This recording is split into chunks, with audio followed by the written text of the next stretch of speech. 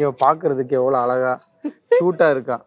இவ வந்து பாத்தீங்கன்னா நிறைய பசங்க பார்த்து எனக்கு வாழ்க்கையில கிடைச்ச இந்த மாதிரி வைஃப் தான் கிடைக்கணும் அப்படின்னு இதெல்லாம் படுவாங்க, ட்ரீம்லாம் படுவாங்க.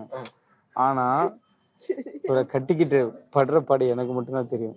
நம்ம நீ என்ன சொல்ல நீ என்ன சொல்லிட்டு இருக்கிற? அது தெரியாத விஷயம் தானே சொல்றேன்.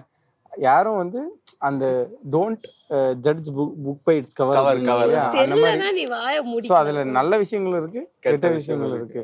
சோ எதையும் வந்து பாத்தீங்க. சரி, நீ இப்ப இந்த நல்ல விஷயம்ன்றே கெட்ட விஷயம் பட்டு நீ பாக்க வந்து கியூட்டா இருக்க பட்டு. ஆனா நீ சண்டை போடும்போது எவ்வளவு ப்ரோ அன்னியன் அம்பி எல்லாம் இருக்குல்ல ப்ரோ.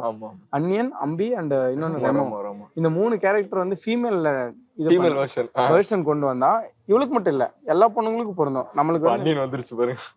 பாத்தீங்கன்னா சொல்லி முடி. மூடி கொண்டு இருக்கு. சொல்லி முடி, நீ சொல்லி முடி. இப்ப தூக்கி போட்டு எல்லா பொண்ணுங்களுக்கும் அந்த மாதிரி ஒரு கேரக்டர் ஸ்டிக் இருக்கு ப்ரோ. இவங்களுக்கும் அந்த மாதிரி இருக்கு.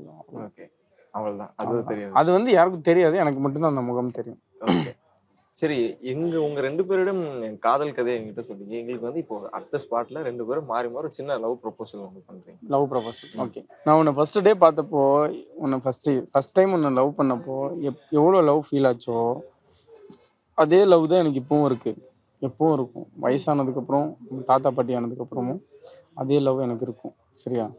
அவ்வளோதான். இது வந்து ஐ லவ் யூன்னு சொல்லி ஷார்ட்டாக முடிக்க முடியல. அதனால நான் நம்மளோட வாழ்க்கையை எண்டு வரைக்கும் கொண்டு போகணுன்றத சொல்கிறேன். அவ்வளோதான்.